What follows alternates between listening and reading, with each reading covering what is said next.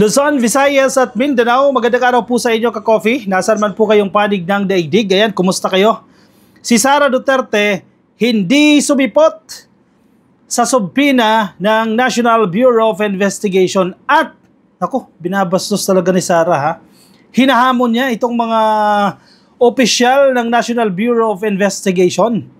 Ang masaklap, imbis na gumawa siya ng affidavit, kasi kahapon ang press con ang press release ka-coffee, gagawa na lang daw yan ng affidavit. Magpapasa na lang ng affidavit sa NBI.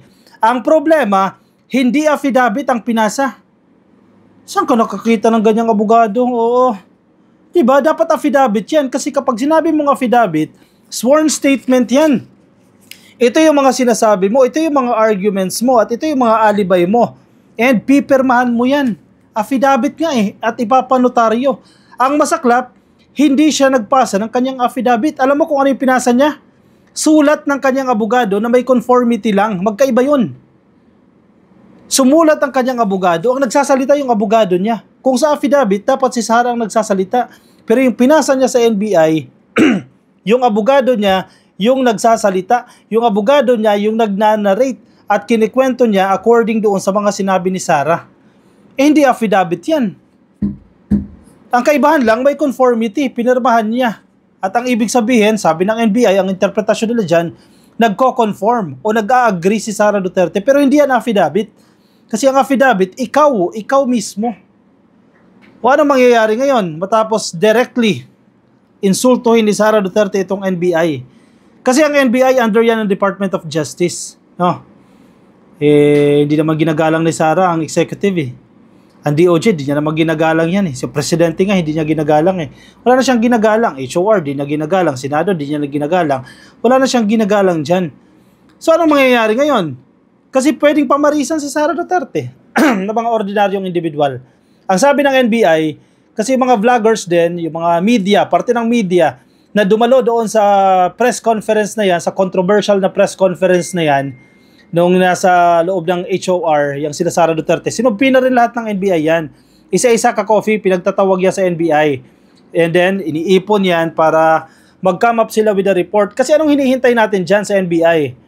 Diba? Marami ang pumupuna sa NBI. Papayag ka ba na ginaganyan-ganyan lang kayo?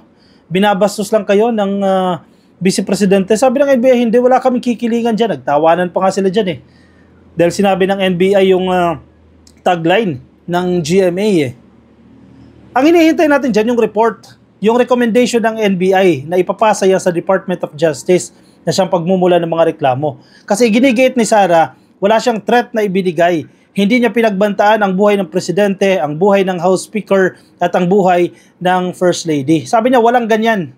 Nagkakamali lang kayo ng interpretasyon. Sabi sa letter, hindi affidavit sa letter ng abogado niya. Talaga ba? Bakit hindi ka pumunta?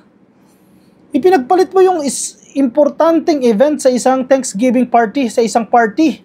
Naku, kung si PBBM yan, grabing bash nyo dyan. Naku naman, grabe to si Sara, headline ng Inquirer.net.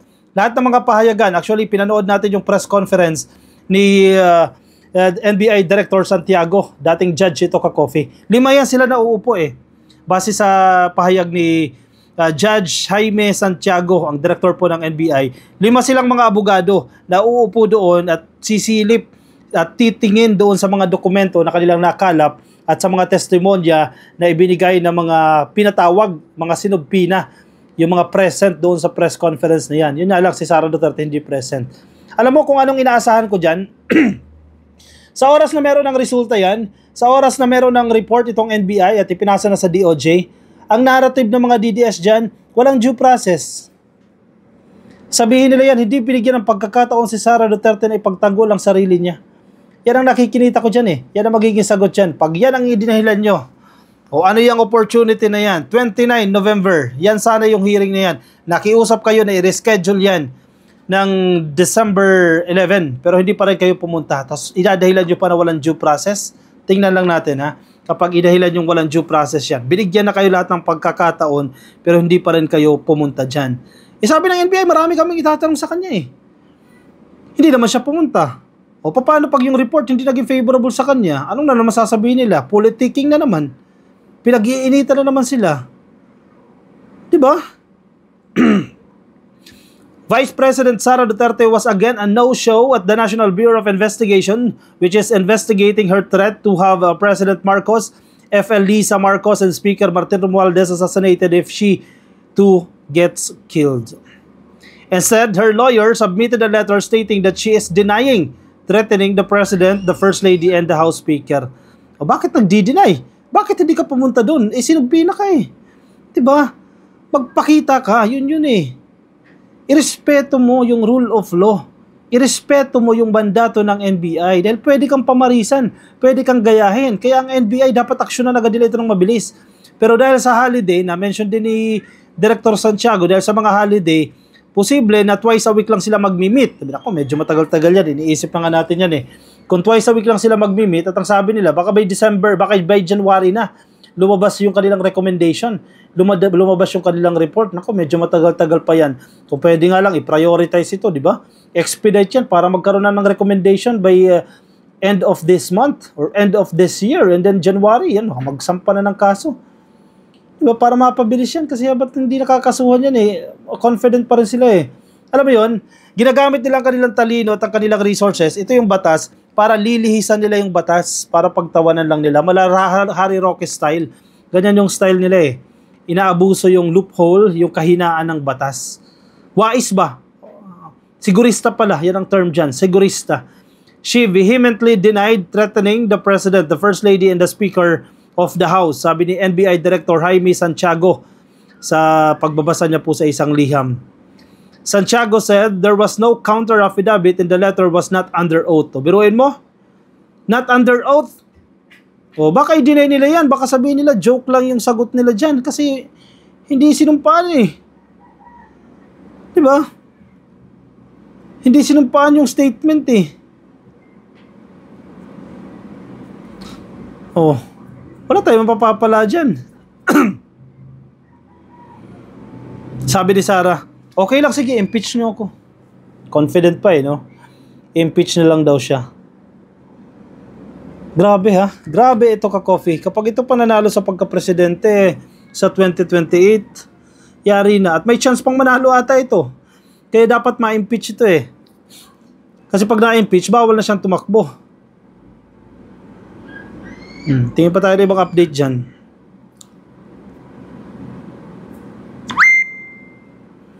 Wala na siyang ginagalang. At ang mga sabi ng mga DDS, matapang talaga si Sara Duterte. Ganyan daw po, matatapang. Ayan ang definisyon nila ng matapang. Yung pagiging bastos siya ng matapang.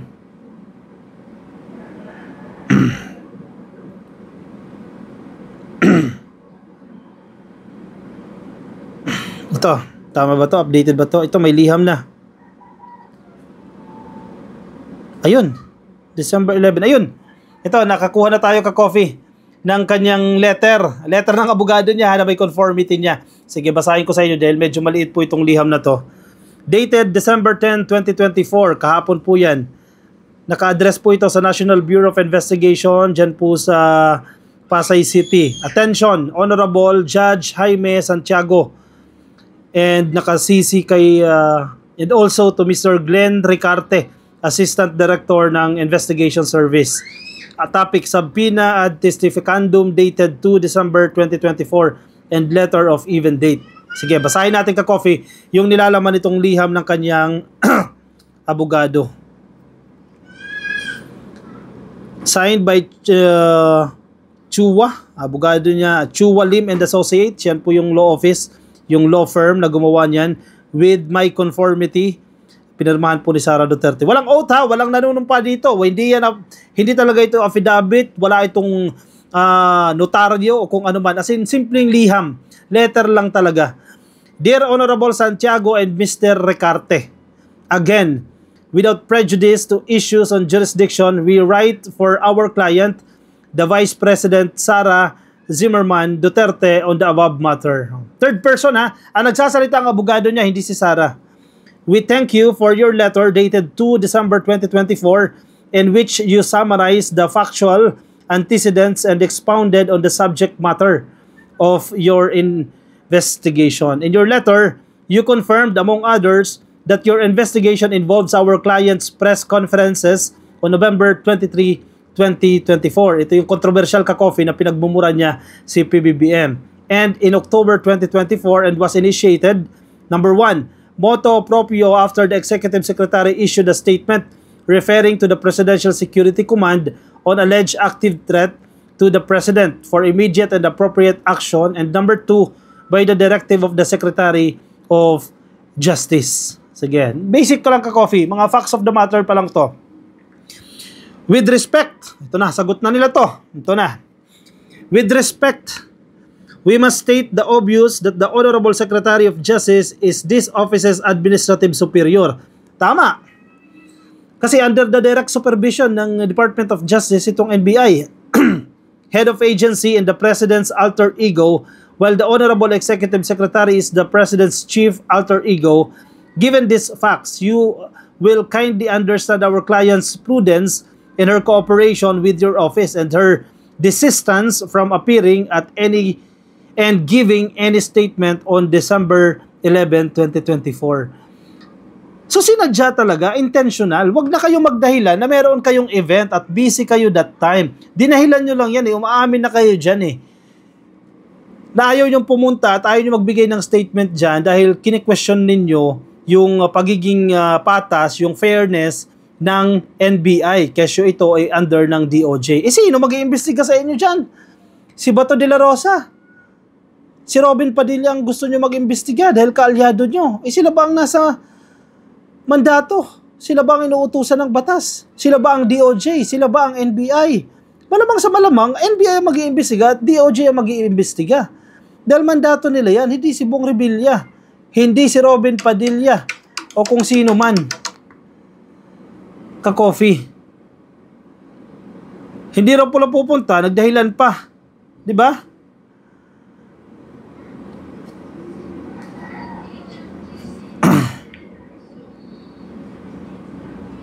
Gumawa pa ng mga dahilan. Yun pala, ayaw naman pala talagang pumunta. That said, our client vehemently denies having made any threat constituting grave threats under Article 282 of the Revised Penal Code in relation to Section 6, RA number 10175, terrorism or any other punishable act under RA number 11479, and any other crime. Since your office acknowledges that it has access to publicly available material on the internet, we are confident that the content and context of the entire press conference subject matter of your investigation will bear this out. Oh, para nag-utos pa. Oh, hanapin nyo na lang yung press con. Ayan, may access naman kayo dyan. We are also confident that given your letter's assurance that the threats to our client are also being investigated, the same attention and vigor are being devoted thereto, notwithstanding the absence of any directive from your superiors. After all, the threats to our clients were publicly disclosed almost 6 months ago, and as the Vice President, she is also among those mentioned in Section 5, RA number 10867. The threats to whom fall with your good office's investigative jurisdiction. On this, our client rests her utmost trust and expectation. Nagets nyo, ka-coffee? Ang sinasabi niya, may sinasite doon sa provision na mandato ng NBI na once na mayroon pong mga banta sa buhay ng mga posisyon na to, Presidente, House Speaker, Vice Presidente, etc., sila ay mag-iimbestiga niyan dahil jurisdiction nila yan. Ang sinasabi ni Sara, bakit kami? 6 months ago, nagkaroon ng banta sa buhay ko. Eh, nasa ng ebidensya mo? At dapat pumunta ka doon, humingi ka ng tulong sa NBI. Magsabi ka na pinagbantaan ng buhay mo para imbestigahan ng NBI yan. Ang problema, wala eh. Oh, parang nangiinis pa eh. Total, iniimbestigahan nyo yung threat sa buhay ng Presidente, ni First Lady at ni Martin Romualdez. Iniimbestigahan nyo rin yung threat sa buhay ko. Yan ang sinasabi ni Sara. Ang sabi naman ng NBI dyan, nasaan yun? Nasaan yung threat? Nasaan yung ebidensya? Sino yan? Makipag-usap ka sa amin para maimbestigahan. Wala. Eh, hindi nga pumunta eh. Diyos me, Marimar. Oo. Oh, sulat ng abogado niya with conformity ni Sara Duterte. Walang oath yan ha. Naku po, kayo na humusga dyan. Anong masasabi nyo dyan, ka-coffee? Sige, i-share na lang ang inyong opinion. Na-stress tayo dito kay Sara. I-share ang inyong opinion, reaction dyan sa ating comment section para mabasa po yan ng iba natin mga ka-coffee. Yung mga nasa Facebook po at hindi pa po nakalike, naka-follow sa ating Facebook page, pasuyo na lang ka-coffee, like and follow. Yung mga nasa YouTube, click lang po na subscribe at hit nyo na rin po yung notification icon para kayo po updated sa ating mga bagong upload siya. Kaya magpapaalam muna, maraming salamat po sa mga sumama. Antabay po ulit tayo mamayang gabi. Kita-kits tayo sa ating panibagong live stream. Maraming salamat po. Ingat po kayo, nasan man po kayong panig ng daigdig at ang kapitayon ka-coffee. Bye-bye.